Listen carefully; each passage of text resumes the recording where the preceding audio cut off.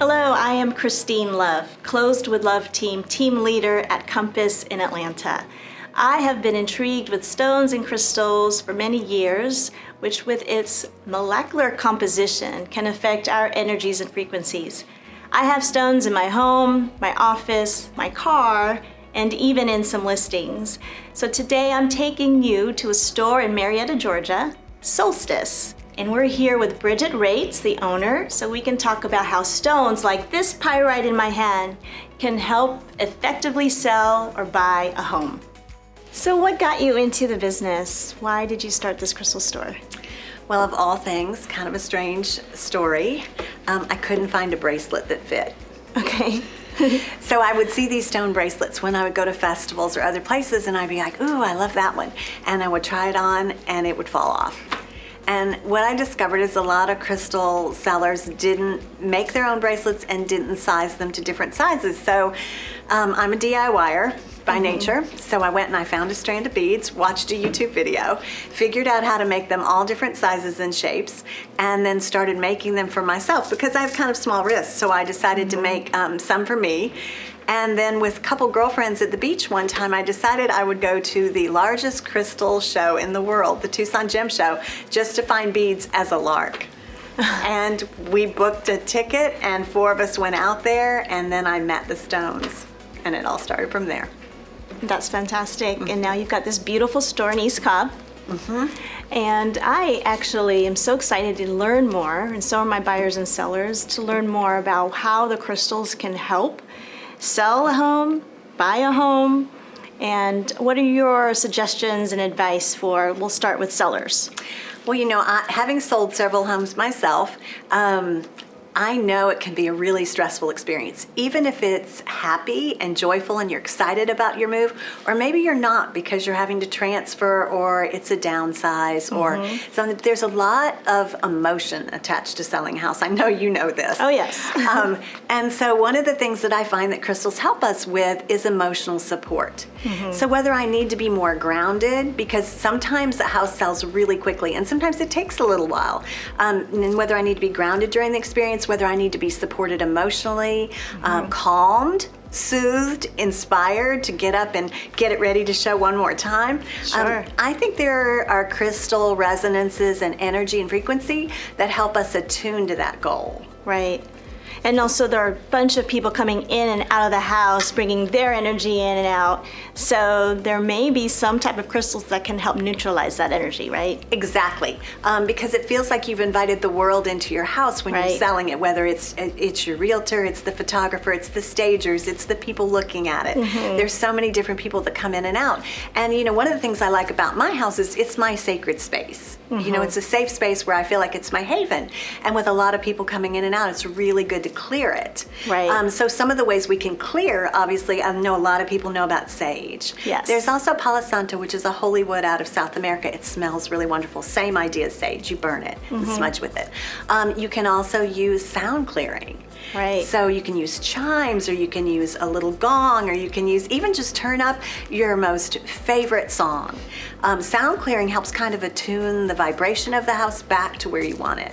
And do you think the sound clearing also helps with the crystals and getting them back to their original state? Absolutely. Okay. I really think that is probably the quickest way to clear your crystals. I know a lot of people like the ceremonial nature of saging or putting them in the moonlight or some of that, and I do too, because it helps you be mindful. But if you want to get them back to their resonance and their frequency, which is the most helpful to you the fastest, sound clearing. Awesome. That's good to know. What about buyers? What do you suggest mainly? Like if someone's moving into a home that's not necessarily brand new, someone else was living in it. Sure.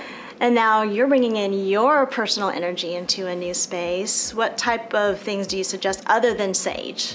Well, definitely I'd clear it first. I mean, even if it's a brand new home, you've had a lot of people in there building it, painting it, doing things with it. So you want to clear their energy out and set it afresh, right? So I definitely clear it in some way at the beginning. And then what I do when I move into a new home is I ground all 4 corners of the house with a grounding stone of your choice. I like black tourmaline. It's very protective. It's very grounding. It's very cleansing. cleansing. So I might set a really pretty piece of black tourmaline in all four corners of the house. I might put some grounding stones and maybe some selenite on the windowsills. Okay. Because I think that kind of sets the intention that only the things and people that I want to come in the house will be welcome. Okay. And then I'd go room to room and try to set the feeling of the room, maybe with a crystal. Can we walk around your store and you can show me the types of crystals that you would put in certain rooms of a home? Of course. Wonderful. Let's do it. All right. So these are really popular. Selenite. They are. Selenite wands. Yes. Where in a house would you place one of these? Well, you need to place it anywhere. I think it's really great, though, to actually have with you when you're smudging, because selenite is liquid light. That's the way we look at it. Liquid light. Liquid light. Okay. It has lots and lots of layers that have trapped that light, and so it's just a beautiful crystal for clearing other crystals and clearing spaces. Okay. But what we like to use it for, we even get like smaller pieces, and we'll put them on windowsills. So say, for example, these. Aren't they pretty? They look like little mini versions, little barrels. They're cute. We'll stick those on there, and sometimes we'll add, say, for example, like another crystal, but maybe a grounding crystal with it. So you're basically protecting and grounding the space and bringing in the light. Okay, so when you say grounding, these are good to put on the four corners of your house, They correct? are. You know, I was talking about that it's really fun. What we do is we put a grounding crystal. These are just palm stones. It could be a tower, it could be a sphere, it could be anything, right? This is black tourmaline. It could be any number of grounding crystals, but we like to ground the energy of the space to the new owners. So if I was coming in and buying a home, that's one of the first things I'd do after I cleared it, was I'd put that in the corners. Okay. What about when you enter a home, a stone that's greeting someone, that kind of makes someone feel invited? Carnelian. Okay. A lot of people believe that carnelian's the best stone, so it'd be this one, this gorgeous orange stone. Comes in a variety of shapes and sizes. I have a dish, a heart-shaped dish with pocket hearts in carnelian at my front door. It brings in joy and livelihood and creativity and friendship, and it's just a great one to have near the door. And what about the heart of the home, where you cook?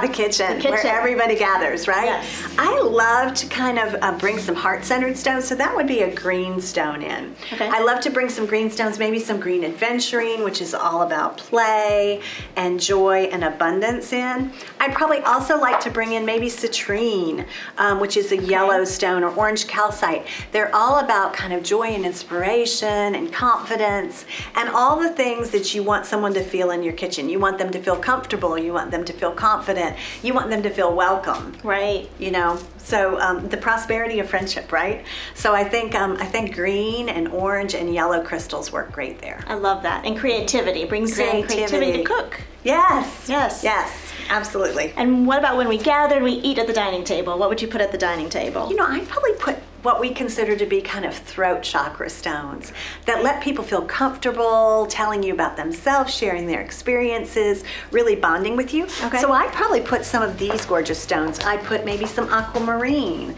I'd put some Lemurian aquatine calcite, which is right here. That encourages calmness and serenity and kind of feeling just very comfortable within yourself. I love it. Some troleite. I think your husband bought you a piece of troleite He did. last holiday season, right? And troleite is all about looking at things from a broader perspective. So maybe that's a great way to interact with guests that maybe aren't like you. I like that. Now it's time to go to bed. Yes. So in the bedroom, what would you put in, say, the primary bedroom? I would definitely put some unconditional love crystals. So you're thinking the pink gray crystals.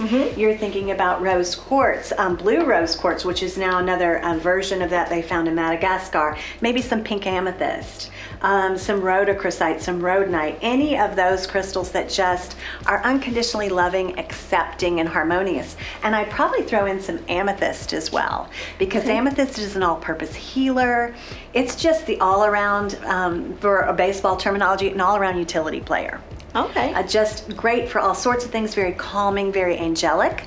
And those two and clear quartz are wonderful in a bedroom. Okay, so clear quartz. Clear Got quartz. some of those at home. Yeah. So an amethyst is a great stone to put, you would think, in a child's bedroom, perhaps? Absolutely. Okay. I love it in a child's bedroom. It really brings in the feeling of love and acceptance and guidance from guides and angels.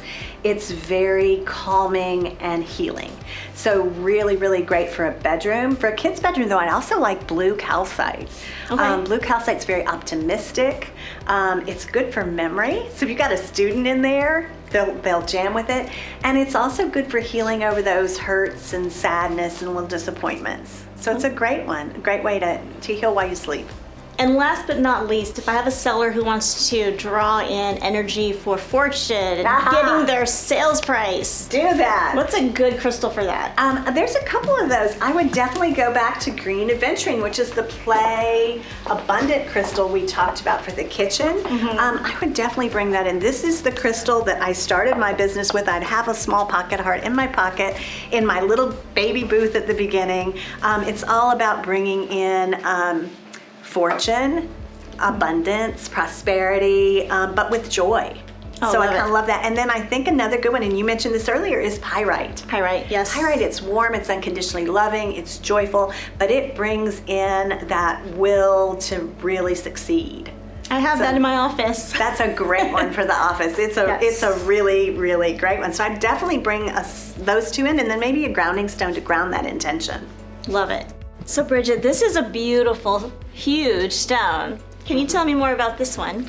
It's 50 pounds of blue rose quartz. Wow. We found it at a recent market. Absolutely in love with this, not just for the color, but for the energy.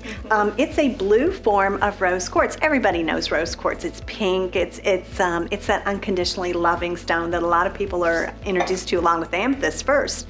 But blue rose quartz is really special. Not only does it bring that same feeling and vibration to bear, it's also a union stone. So it's going to marry the heart with the mind, the intellect with the emotions, masculine and feminine. And it's just a really great stone for all kinds of places in the house.